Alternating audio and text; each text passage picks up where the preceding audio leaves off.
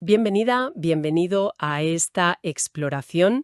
Hoy nos metemos de lleno en un documento, yo diría, clave del derecho internacional. Son extractos del Pacto Internacional de Derechos Económicos, Sociales y Culturales. Sí, un texto importante. Muy importante. Entró en vigor, fíjate, en 1976 y para que nos hagamos una idea del alcance, ya en mayo de 2012 lo habían firmado 160 estados, o sea que no es poca cosa. No, tiene un peso considerable. Nuestro objetivo hoy es un poco desentrañar el núcleo de este pacto, ¿no? Ver qué derechos esenciales busca garantizar para todos. Vamos a tocar temas, pues, fundamentales: el trabajo, la seguridad social, la familia, tener un nivel de vida digno, la salud, la educación, Mm, incluso la cultura y la ciencia. Vamos, que es una hoja de ruta bastante completa de lo que sería una vida digna, según este acuerdo, claro. Sí, muy ambicioso el planteamiento. Totalmente. De acuerdo, pues vamos a empezar a desgranar esto. Y parece lógico empezar por algo tan central como, bueno, como el trabajo, ¿no? La capacidad de ganarse la vida. Efectivamente. El pacto lo aborda directamente, reconoce el derecho a trabajar. Pero fíjate qué interesante la definición que da. La oportunidad de ganarse la vida con un trabajo libremente escogido o aceptado. Ah, eso es importante, lo de libremente. Claro, no vale cualquier cosa. Tiene que respetar la libertad de elección de la persona. Y, vamos, esto no es solo una declaración bonita, ¿eh? Los estados que firman se comprometen a tomar medidas para que esto sea real. Entiendo.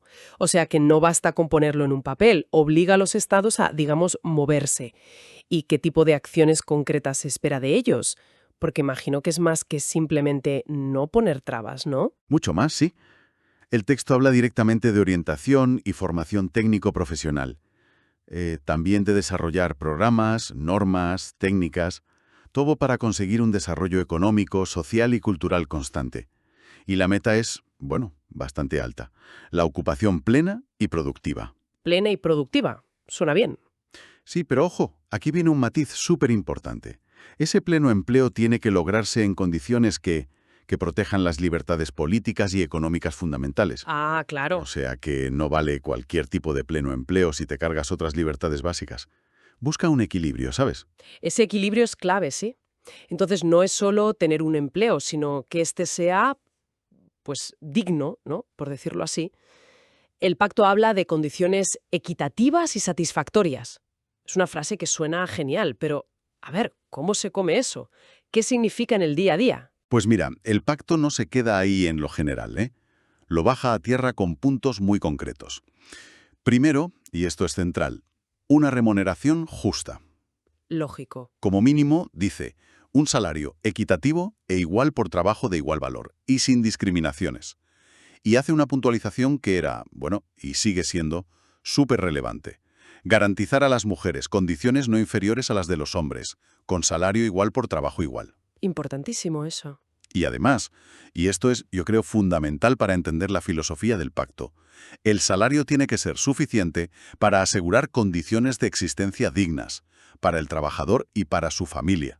Se aleja mucho de ver el trabajo solo como una mercancía. Claro, va mucho más allá del simple intercambio de horas por dinero. Toca la dignidad humana, la familia. Y veo que no se queda solo en el sueldo, ¿eh? Menciona también seguridad e higiene en el trabajo, que hoy quizá nos parece más obvio, pero aquí está como derecho fundamental. Es un pilar básico, sí, y junto a eso, la igualdad de oportunidades para la promoción. Es curioso que especifica que la promoción debe basarse solo en el tiempo de servicio y la capacidad. Ah, mira. Intenta, digamos, poner barreras a la arbitrariedad, al enchufismo, al menos sobre el papel, claro. Lo que a mí me llama mucho la atención es el nivel de detalle, o sea, que incluya el descanso, el disfrutar del tiempo libre, limitar las horas de trabajo de forma razonable, las vacaciones pagadas, incluso que te paguen los festivos. Es que va mucho más allá de la mera supervivencia, apunta a un bienestar de verdad. Exacto, esa es la idea. No ve al trabajador solo como una máquina de producir, sino como una persona, ¿no? Con sus necesidades de descanso, de ocio, de desarrollarse. Y esta protección más individual, digamos, se complementa con la defensa de los intereses colectivos. Te refieres, claro, a los sindicatos y al derecho a huelga, las herramientas históricas, ¿no?, de la lucha obrera que el pacto recoge. Así es, garantiza el derecho de toda persona a fundar sindicatos y afiliarse al que quiera. El objetivo, pues promover y proteger sus intereses económicos y sociales. También reconoce el derecho de los sindicatos a formar federaciones nacionales e internacionales y a funcionar sin que les pongan trabas indebidas. Y sí, también reconoce el derecho de huelga, aunque dice que hay que ejercerlo según las leyes de cada país. Qué interesante ese reconocimiento tan explícito. Pero estos derechos como sindicarse o hacer huelga muchas veces en la práctica se limitan, ¿no? ¿El pacto dice algo sobre esto? ¿Pone algún tipo de límite a las limitaciones, valga la redundancia? Sí, sí. Y este es un punto donde se ve muy bien esa búsqueda de equilibrio del pacto que decíamos. Admite que puede haber restricciones, pero las acota mucho, ¿eh? Solo permite las que estén en la ley y que sean necesarias en una sociedad democrática. Necesarias. ¿Para qué? Pues para proteger la seguridad nacional, el orden público o los derechos y libertades de los demás. O sea que no es una carta blanca para limitar por limitar. También dice que se pueden poner restricciones legales específicas para miembros de las Fuerzas Armadas, la policía o la administración del Estado. Claro. Y esto, claro, abre un debate que sigue hoy sobre cómo ponderas estos derechos frente a otras funciones sociales que se consideran esenciales. Entendido. Cubre el trabajo, lo individual, lo colectivo, las garantías y también pues, sus posibles limitaciones, aunque muy acotadas. Si avanzamos un poco, el pacto también reconoce el derecho a la seguridad social, ¿verdad? Menciona incluso el seguro social, una red de seguridad básica. Sin duda, un pilar clave para la estabilidad de la gente. Y muy conectado con esto está la protección de la familia. El pacto dice que es el elemento natural y fundamental de la sociedad. Una definición clásica. Sí, y como tal, pues dice que hay que darle la protección y asistencia más amplia posible, sobre todo cuando se constituye y mientras tiene hijos a cargo. Y dentro de esa protección a la familia, baja a detalles más concretos, porque a veces las declaraciones generales se quedan un poco en el aire. Sí, entra en cosas muy relevantes. Por ejemplo, subraya que el matrimonio tiene que ser con el libre consentimiento de los que se casan. Fundamental contra los matrimonios forzados. Exacto. También habla de proteger especialmente a las madres un tiempo antes y después del parto. Si trabajan, pues con licencia pagada o con prestaciones sociales adecuadas. Y un punto crucial. Pide medidas especiales de protección para todos los niños y adolescentes, sin discriminación. Protegerlos sobre todo de la explotación. ¿Esa protección de niños y adolescentes contra qué riesgos exactamente? ¿Lo especifica? Sí, es muy claro. Protegerlos contra la explotación económica y social. Prohíbe que trabajen en cosas que sean malas para su moral, su salud o que pongan en peligro su vida o su desarrollo normal. Vale. Y va más allá. Dice que emplear a niños en esos trabajos tiene que estar penado por ley y obliga a los estados a fijar edades mínimas para trabajar. Vamos, que sobre el papel es una protección bastante fuerte. Hemos visto trabajo, seguridad social, familia. Pero para que todo eso funcione hace falta una base material mínima, ¿no? Habla el pacto del derecho a un nivel de vida básico. Absolutamente. Reconoce el derecho de toda persona a un nivel de vida adecuado para sí y su familia. Y aquí es interesante, porque no solo lista lo básico, comida, vestido, vivienda adecuada, sino que añade una cosa dinámica, y a una mejora continua de las condiciones de existencia. Ah, o sea, no solo sobrevivir, sino mejorar. Eso es, no es solo un mínimo para subsistir, sino una aspiración a progresar. Y para lograrlo, los estados tienen que tomar medidas. Y aquí el pacto insiste en la importancia de la cooperación internacional. Eso sí, basada siempre en el libre consentimiento. Dentro de ese nivel de vida, parece que le da mucha importancia a la comida, ¿no? Menciona explícitamente el derecho fundamental a estar protegido contra el hambre. Es verdad, le dedica bastante espacio. No solo dice tienes derecho a no pasar hambre, sino que detalla qué tienen que hacer los estados. Deben tomar medidas ellos solos y cooperando, incluso programas específicos. ¿Para qué? Pues para mejorar cómo se produce, se conserva y se distribuye la comida. Y aquí el enfoque es muy moderno, ¿eh? Habla de usar conocimientos técnicos y científicos, de divulgar principios de nutrición, de reformar los sistemas agrarios para usar mejor los recursos, e incluso de asegurar que la comida se distribuya de forma equitativa en el mundo. Es una visión muy completa del problema del hambre. De la necesidad básica de comer pasamos a otra que es fundamental, la salud. ¿Cómo lo enfoca el pacto? Pues reconoce el derecho de toda persona al disfrute del más alto nivel posible de salud física y mental. Es una formulación, muy ambiciosa. Va más allá de simplemente no estar enfermo. Sí, el más alto nivel posible. Claro. Y para ir hacia ese objetivo, lista una serie de medidas que los estados deben tomar. Son muy variadas. Reducir la mortalidad infantil y la de los recién nacidos. Asegurar que los niños se desarrollen sanos. Mejorar la higiene en el trabajo y en el medio ambiente. Prevenir y tratar enfermedades, epidemias endémicas profesionales. Y crear condiciones para que todo el mundo tenga asistencia y servicios médicos si enferma. Buf. Es una visión, vamos, integral de la salud pública y de la atención sanitaria. Impresionante el alcance, la verdad. Desde la prevención hasta la atención directa. Nos queda un último gran pilar que habíamos mencionado, la educación. ¿Qué visión tiene el pacto sobre ella? La educación también recibe mucha atención y le da una finalidad muy alta. Dice que debe orientarse al pleno desarrollo de la personalidad humana y del sentido de su dignidad. Ajá. También a fortalecer el respeto a los derechos humanos.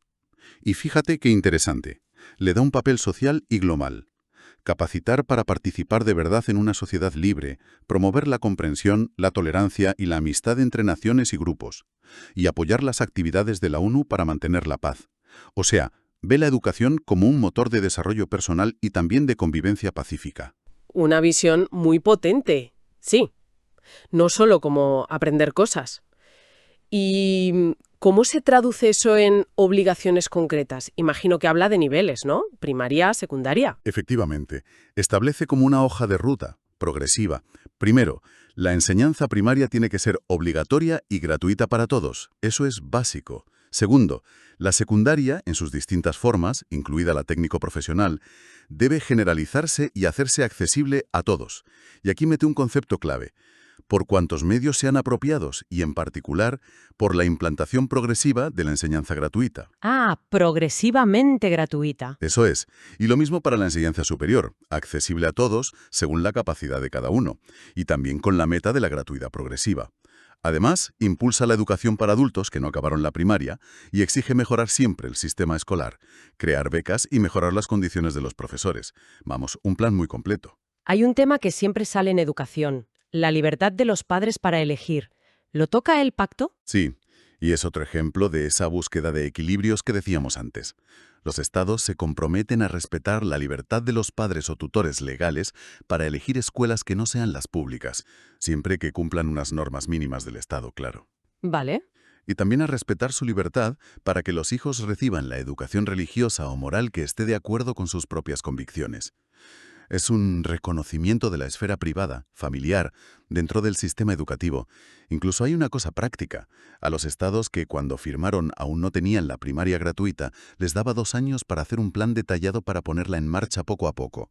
Estamos ya casi al final de este recorrido por los derechos. El pacto también menciona la cultura y la ciencia, ¿no?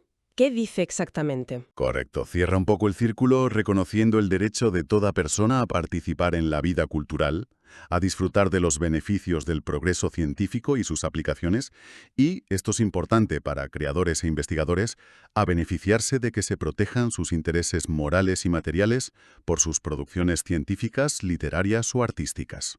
Como los derechos de autor, vamos. Entendido. ¿Y qué papel le pide al Estado en esto de la cultura y la ciencia? Pues les pide que tomen medidas para conservar, desarrollar y difundir la ciencia y la cultura. Y un punto que yo creo que es vital, deben respetar la indispensable libertad para la investigación científica y la actividad creadora. Claro, sin libertad no hay avance. Exacto. Reconoce que sin esa libertad, pues es imposible avanzar.